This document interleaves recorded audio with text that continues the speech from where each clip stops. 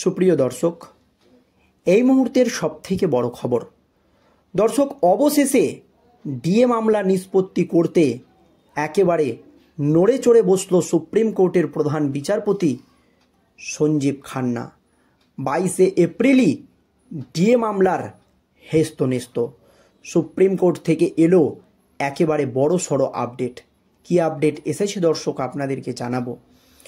আপনারা জানেন, ন্যায্য ডিএ আদায়ের দাবিতে দীর্ঘদিন ধরেই আন্দোলন চালিয়ে যাচ্ছে সরকারি কর্মচারীরা। তারপরও ডিএর মতো একটি গুরুত্বপূর্ণ মামলার শুনানি সুপ্রিম কোর্টে প্রায় 14 বার পিছিয়ে গিয়েছে। এই নিয়ে দেশের বিচার ব্যবস্থা পর্যন্ত প্রশ্নের মুখে পড়েছে যে কেন এত গুরুত্বপূর্ণ একটি মামলার শুনানি বারবার পিছিয়ে যাবে। তারপরই সুপ্রিম কোর্টে এই মামলার শুনানি একদিন হয়েছে।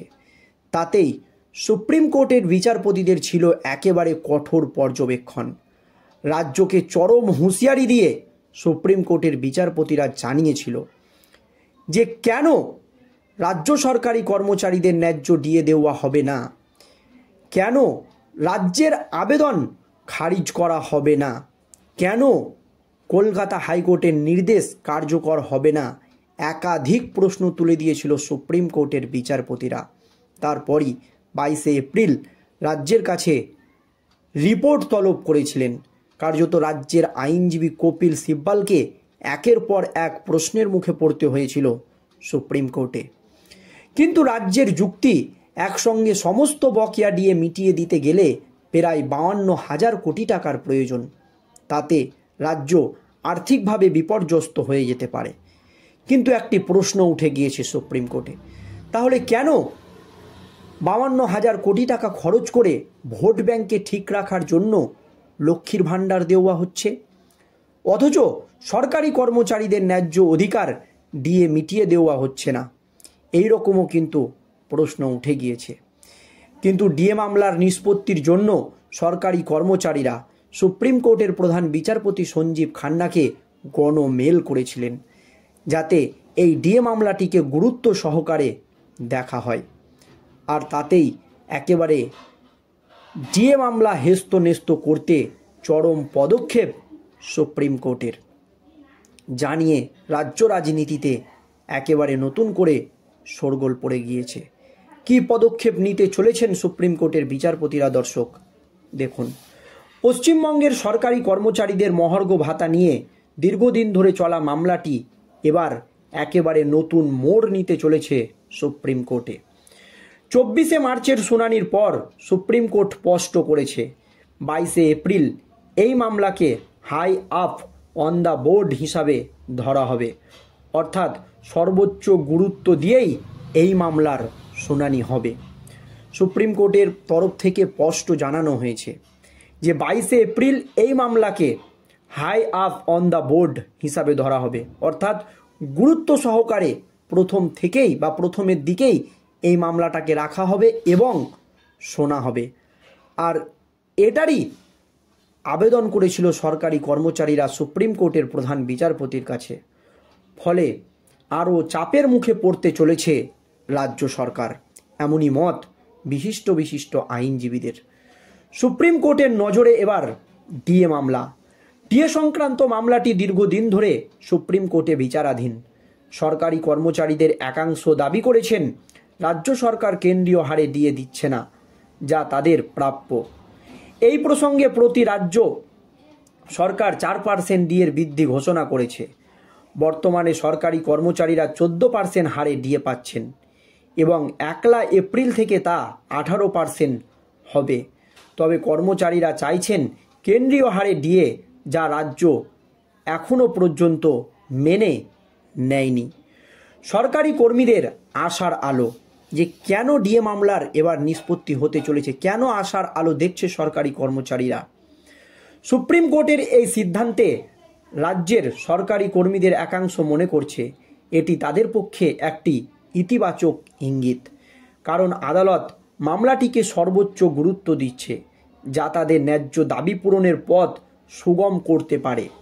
যদিও এখনও নির্ধারিত হয়নি কোন বেঞ্চে মামলাটি উঠবে, তবে কর্মচারীদের সংগঠনগুলির আশা সুপ্রিম কোর্টের চূড়ান্ত রায়ের পর রাজ্য সরকার বাধ্য হবে কেন্দ্রীয় হারে ডিএ দিতে।